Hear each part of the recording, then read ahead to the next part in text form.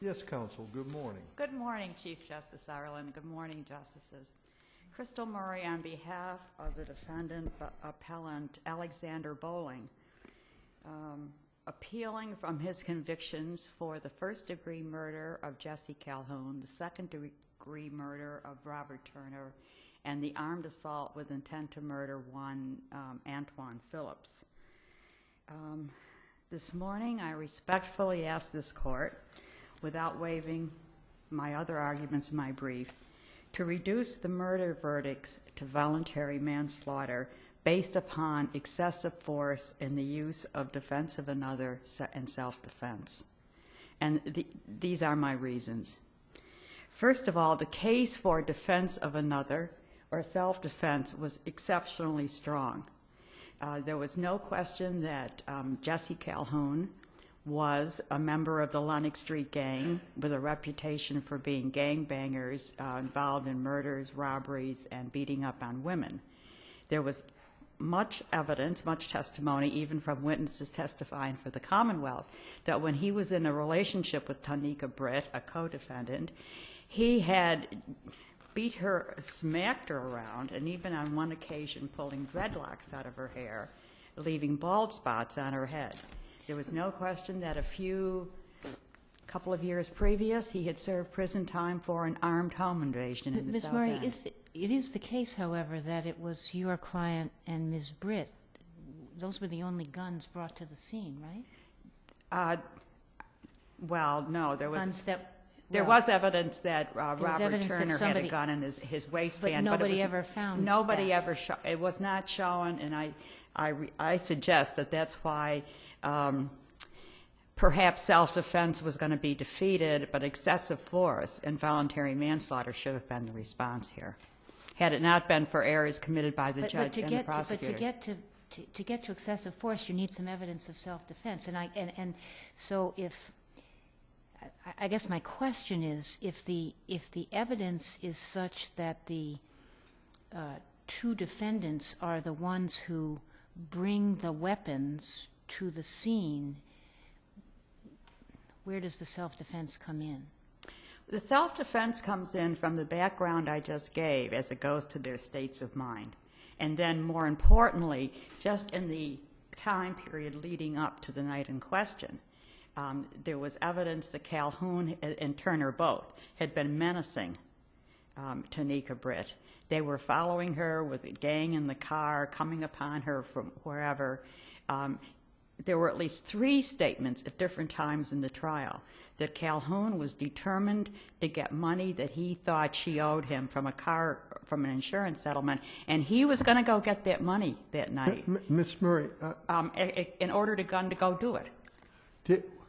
Did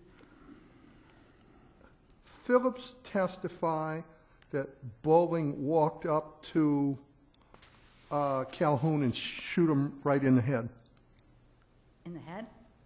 He testified, I'm not quite sure what Phillips' testimony was, and he said he walked up and shot him in, you're right, the left side of the head. Yes. And then the ballistic evidence showed that that shot actually went into maybe an inch below his left eye. So it was an aimless shot, Judge. There's no question about it. So if that was the testimony, wasn't it up to the jury which witness they would believe and give credit to?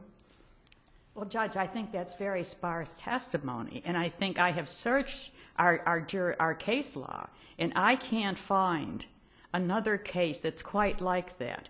One shot coming up, and as I say, it was an aimless shot, 2 feet away perhaps, certainly speaking to a spontaneous act. Bolling testified that when they walked past these 3 men, who had by this time gotten out of their car and were blocking the driveway that they had to go through to get into Britt's home. Well, that was Bolling's testimony, but I'm asking you about Phillips' testimony. Well, that's what I was going to say, Judge. But that doesn't buy the government that much. If you look at the cases that my sister cited about maybe the nature of the shootings in support of malice and premeditation, we have first of all, there's the bevy of cases that say, well, you know, the defendants brought a gun to the scene of a crime. Well, that statement of law says the defendants brought a gun to the scene of a planned crime. And normally it's a home invasion or an armed robbery or something of that ilk. That, if we apply that here, we end up with circular reasoning. Bolling brought a gun to the scene of a planned killing. I mean, it doesn't make sense. The other thing is, if you look at the other cases, Well, brought a gun to a meeting. pardon me, Brought a gun to a meeting. a meeting? A meeting. There was evidence that it was a meeting. Evidence that they were waiting for them, and they pulled up, and there was going to be a discussion of some sort. Well, Judge, I think, with all due respect, they just went a little bit too far. There was evidence that Phillips said, Well, Calhoun was going to meet he said, with Britt yeah, and get that his was- money. The and- district attorney asked Phillips, did Calhoun say where he was going to meet Britt? Mm-hmm. Now, we don't know if that was just one of Jesse Calhoun's declarations, he was going to go get his money that night, or did he actually mean they had communicated? Well, wasn't there testimony, and I don't remember from whom, maybe it was Phillips, that earlier that Calhoun had been on the telephone or, anyway, had said something about going to... Well, that was it. Where was he going to meet? That was the beginning and end Not of the it. question from the prosecutor at trial, but there was some evidence. Well, it was the question to Phillips, because it was actually the prosecutor's word, meet. No, but I'm sorry, wasn't Judge. there, I'm sorry, maybe I'm misremembering, but I thought there was evidence of a conversation that Calhoun had had with somebody saying, we're going there, I'm going there tonight. Yes, I think there probably was. He So- made 3 or 4 statements like that. I'm going to go get my money. But tonight, Tonight, right. at 37 Williams Street. Right, but he'd also sent Turner over there a week before at gunpoint to get the money. This was not an odd occurrence. So that's what I meant. This could have just been a declaration by Calhoun that he was going to go get it. Certainly the cell phone records indicated there had been no communication between the two. But even if there had been, it wasn't, hey, let's go have a drink and talk about the settlement. From everything that Calhoun said, it was a command performance. I'm coming over there tonight and you better have the money. So I think the evidence of the guns allows practically an inescapable inference. The evidence of Calhoun's behavior, gives us practically an inescapable inference that Britt and Bolling armed themselves to protect themselves. Now, the government would say, oh, well, there was a plan to kill once they knew they were going to meet up that night. What evidence is there of a plan to kill? There was never any testimony about Bolling having issued any statements about threats or malice. They didn't go looking for them. The men pulled up in front of the apartment house. The difference in the physical sizes was outrageous. Turner was 6'4" and weighed almost 300 pounds. Bolling's 4'11" at 115. And why would Britt, I don't represent Britt, but common sense, why would Britt plan to kill somebody on her doorstep? That just doesn't do it. I think that Bolling's testimony was credible. They started walking toward him. Calhoun grabbed Britt's hair, and Bolling, thought he was going to kill her. I don't mean to beat a dead horse, but you said, I think Bolling's testimony was credible. But that was up to the jury to decide, wasn't it? Well, it was, Judge, but you've got other things going on here. You've got a prosecutor that's standing up in closing argument and saying that Bolling concocted the defense of self-defense after he had seen the discovery for 2 years. You've got a judge who tells the jury that if the government has proved excessive force, then, he used the words, they would be justified in returning a verdict of manslaughter. Well, we have 3 cases that say the court should have used the word shall, must, and shall. And you may be justified, okay, it appears in the guidelines. Those have no precedential, no compelling value. But at least as, and I haven't read the jury instructions, so I could be wrong, but at least as the Commonwealth argues it, that you have to look at that in context, and it was you would be justified in a verdict of manslaughter versus an acquittal for self-defense. I believe that that's the order. That The judge didn't say that. That was the district attorney arguing that. The judge said you would be justified. right, in but when the judge was talking, when that part of the instructions was part of in the context of distinguishing between self-defense, which would be an acquittal, and manslaughter, if there was excessive use of force. Now, as I say, I haven't read the jury instructions, but that's how I understood the Commonwealth's argument. Well, I would So it's say different it than still allows Santos. too much, there's too much latitude here. You know, you may be justified. You won't be wrong. You'll be all right if you do that. The choice here, I suggest, was not, again, because nobody saw the gun that we know Turner had in his waistband, because nobody saw that gun. The choice, in a very practical sense for the jury, was probably between, you know, it was self-defense and excessive use of force. And I feel that that instruction certainly did not help at all. And again, my sister relies on the model jury instructions. I suggest they are just that, guidelines. They have no compelling force. And but Santos does. Santos and McLaughlin and Torres do, and they say shall, must, shall. These are the words that must be used. These words are in our lexicon. We need to use them. The other thing is the district attorney I think I already mentioned the fact that he accused Bolling of concocting his defense of self-defense after he had viewed the evidence amassed by the district attorney in discovery over the course of 2 years. Then there was the district attorney exploiting the time gaps in the surveillance tapes, insisting that the defendants had not put on enough evidence to defeat a finding of murder. And then other attacks that were baseless against Bolling's credibility. So the other thing, when I was talking about these cases, let me just go back there briefly, because the court is very concerned about the fact, the testimony that Bolling walked up and shot this one shot. If you look at the cases that the government notes, there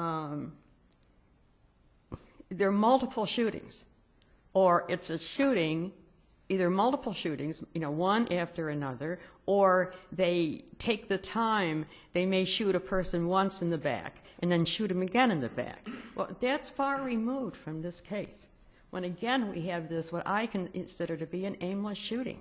You know, up here, under the eye, that's not a fatal shot usually. Unfortunately, it must have ricocheted and did hit at the top of the spine. You don't think if somebody aims a gun at your head anywhere, almost, it's probably going to be a fatal shot? I wouldn't have thought so, Judge. Well, I mean, it's different than shooting somebody in the back of the arm.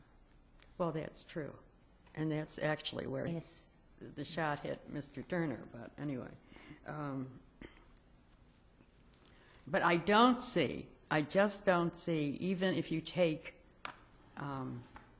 Phillips's testimony, it is too sparse. It's too sparse. It doesn't say enough. He walked up and fired one shot in the left side of his head. I don't think that's enough to find beyond a reasonable doubt there was premeditation.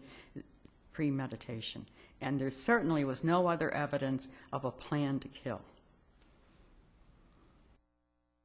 Now, Turner was shot 4 times, twice by a gun that your client had and twice by a gun that the co-defendant Britt Right, had. yes. I believe that Bolling shots were to the arm and the torso. And as he testified, he basically shot as he was going down. He went down with Calhoun's body. So that, you would say,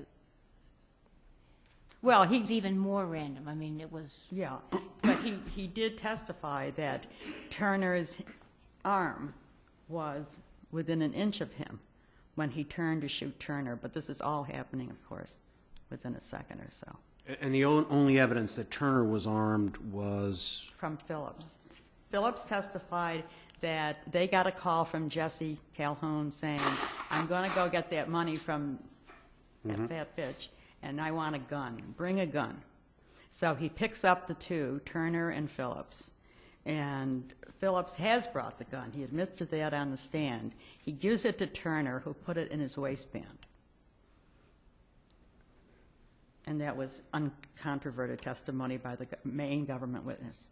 okay, and was that, just remind me, no- was that gun found at the scene? It never was found at the scene, but obviously what the surveillance photos show is that there was a fair amount of time before Phillips actually gets behind the wheel and drives away. And his DNA was found on the doorknob to the apartment house. So even though he claimed no memory of going into that house, he clearly had at least tried to. So no gun was recovered. He didn't, there was no testimony from him as to anything about that gun, the gun that he had seen Turner put in his waistband after the event. No.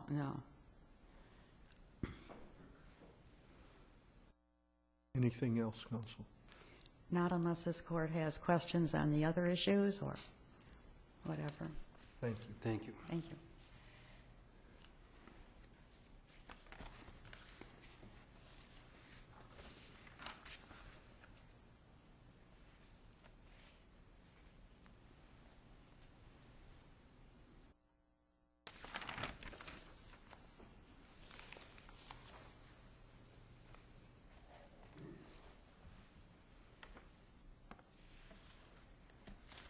Good morning, Your Honors. May it please the Court, Teresa Anderson on behalf of the Commonwealth. With me this morning are the trial prosecutors, ADA David Fredette and ADA Julie Higgins.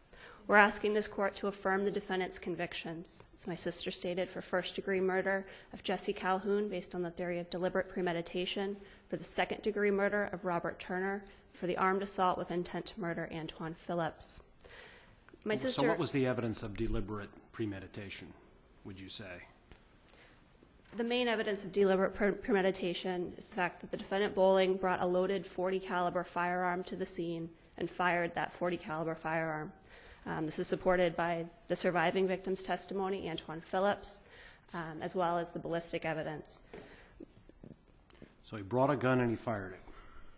Correct. In the light most favorable to the Commonwealth, there was evidence of a planned meeting between the defendants and the victims. Well, one half of the plan, right? I mean, in other words, the evidence, but correct me because I don't know it, but it seems as though the evidence is the conversation that Calhoun had. There's no evidence on the Britt Bolling side of agreement to meet, was there? Not in the Commonwealth's case in chief. The defendant Bolling testifies to a phone call by Tanika Britt that they were going to meet. But the evidence here, the inferences drawn from the evidence show that there was a planned meeting. Here the defendants pull up in the Jetta. They park across the street from her residence at 37 William Street. They park in a space in which there's no car directly in front. Again, the inference there being an easy getaway. Both of these defendants are carrying loaded firearms. It's 2 o'clock in the morning. And then, lo and behold, seconds later, approximately 8 seconds, you can see from the surveillance photos, after the Jetta pulls up, the white Pontiac comes right behind. The coincidence there is certainly the inference that there was a planned meeting between the defendants and the victims. And then also looking at the testimony of Phillips, that Calhoun said, bring the firearm. So do you admit that Calhoun and Turner brought firearms to the meeting? Yes, that's certainly the victim's testimony, and what happened to that firearm, we don't know, and we can speculate. Evidence that both of them brought firearms? No. Oh, I thought there was just one firearm. There are 3 firearms. No, I understand that, presumably. but on the Calhoun side of things, there's just one, correct? Yes. But both of the defendants bring loaded firearms. Mm-hmm. And then once arriving on 37 William Street, the defendants sit in their car and they wait. They wait for 43 seconds. It's not a long wait. It certainly is while you're waiting for another car to pull up In front of your own apartment, right? across the street from your own apartment, Well, that's actually not so far away from your own apartment. where a closer parking spot was immediately in front of. And then walking directly over to the victims. Walking directly over, and this is Antoine Phillips' testimony, the defendant walked over and shot Calhoun, not in the face, but in the lower part of his neck. It was an upward shot into his neck, perforating his spine. Again, this shot, based on the medical examiner's testimony, was in the range of inches to a couple of feet away. They were outside of their car, Calhoun and Turner and Phillips? Yes, that's So both. they'd gotten out? Yes, both based on the photographs and Phillips' testimony. I suppose you would say, if, as Mr. Bolling testified, that at some light, Miss Britt saw Calhoun and said, "Oh, there's Jesse," that you would expect them to run into the house, right? Correct, or drive away. Well, their response would be if we drove away, they'd follow us. Correct. And again, all of this evidence was placed in front of the jury. It was for the jury to evaluate, again, the theories of self-defense, the theories of excessive force in self-defense, and what options were available to these defendants to avail themselves. Whether it's running immediately or waiting 43 seconds, or waiting 43 seconds and then driving to the police station that's around the corner. Here, Go ahead. the evidence of deliberate premeditation is simply the fact that the defendant Bolling walked over and directly shot the victim in the head. Talk a little bit about, or give us some context for the instruction, and particularly the judge's use of the words "would be justified" in returning a verdict of voluntary manslaughter, as opposed to must return a verdict of voluntary manslaughter. As I noted in my 16L letter, Judge Gaziano instructed in accordance with the model instruction. The instruction sets out two pieces. First, self-defense as a complete defense, and then excessive force in self-defense. And so the instruction is, if the Commonwealth fails to prove beyond a reasonable doubt the absence of self-defense, your verdict must be not guilty with respect to the crimes of murder or voluntary manslaughter. Immediately thereafter, transitioning right into if, however, the Commonwealth does not prove, if, however, the Commonwealth does prove excessive force in an effort to defend oneself, you would be justified in finding the defendant guilty of voluntary manslaughter. As compared to the not guilty, right? Correct. And the error in Santos is not the difference between a may and a must. The court found 3 errors in Santos. And I think primarily the error is that, as the court states, that the error was if a defendant otherwise entitled to defend himself uses excessive force in self-defense, he loses the defense of self-defense altogether. The judge's instruction incorrectly removed self-defense from the jury's consideration. And I think that was the primary error that starts in Santos, followed by another error. And then the court says, sandwiched between those 2 errors was this wording of you may find the defendant guilty of voluntary manslaughter, an otherwise correct instruction tainted by the word may versus the word must. And here the use of the words would be justified is akin to a you would be correct, you would be right in returning a verdict of voluntary manslaughter. Certainly the errors and the concerns of Santos are not present in this case.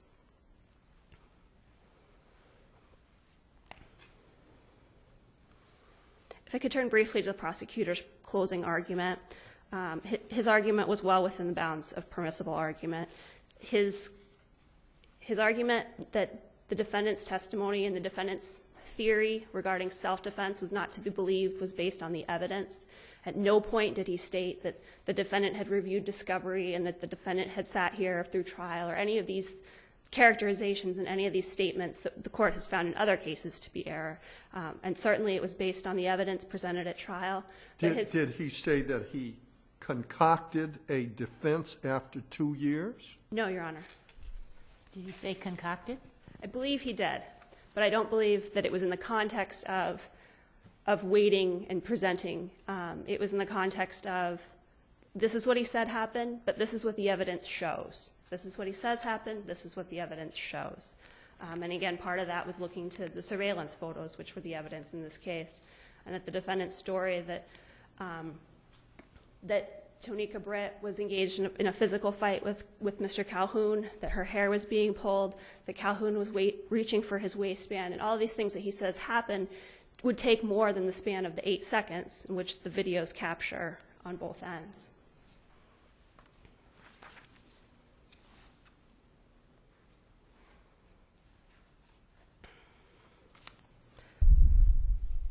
Finally, I'd turn to the sufficiency of the evidence with respect to the armed assault with intent to murder.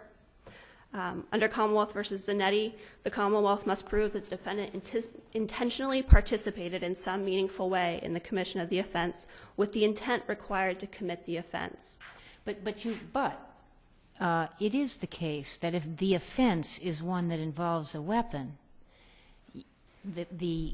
both, let's assume there's 2 people that are part of this joint venture, both of them have to be aware that at least one of them has that weapon, correct?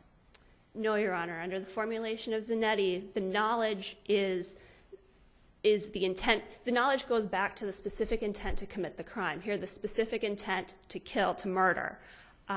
Here, where both defendants are armed, there's no requirement that there's an instruction. Is another. I'm just, I guess, saying that as an element of joint venture, if the crime, and was it armed assault with intent to murder? Is that right? Okay, so it isn't murder, it's armed assault, which means you have to be armed, which means, I think whether, however you look at it, the people have to know that there's an arm, that there's a weapon.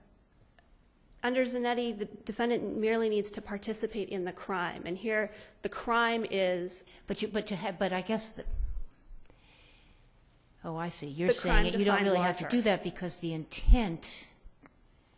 Oh, I don't know. The crime is the criminal episode. The crime is approaching the defendant. Approaching the victims. Here, 3 of them with a loaded firearm and firing a loaded firearm. That's the defendant's intentional participation in a meaningful way in the commission of the offense. Again, here together with Britt and Bolling, both with loaded firearms, demonstrating their shared mental state, that is the intent to murder. Independently, I argue in my brief that there was sufficient evidence to convict the defendant of armed assault with intent to murder as a principal based on his own shooting of the 2 victims that were near the car, that were near the 3rd victim, Antoine Phillips. As Your Honors can note from the testimony, all of this occurred in a very close proximity around the Pontiac, and as a result of the defendant's shots, the first shot, Calhoun, and then the second and third shots, at least 5 shots thereafter, Phillips dove in the backseat of the car. That in and of itself committing the crime of armed assault with the intent to murder towards Phillips. Were there any of the bullets that were in or near Phillips from the defendant's gun? There were no .40 caliber, either ammunition, shell casings or bullets recovered from inside the Pontiac. There were 4 shell casings of .40 caliber recovered from the scene, one of which would be the Jesse Calhoun, 2 of which would be shooting Turner, and then a 4th, and then a 5th .40 caliber shell casing recovered from inside the Jetta. So in addition to firing the 3 shots that made contact, the defendant fired 2 other shots. But again, not in the direction of Phillips' car? Around Phillips' car, certainly. Well, if it's in the Jetta, it's across the street. The shell casing. The shell casing, okay. The shell casing.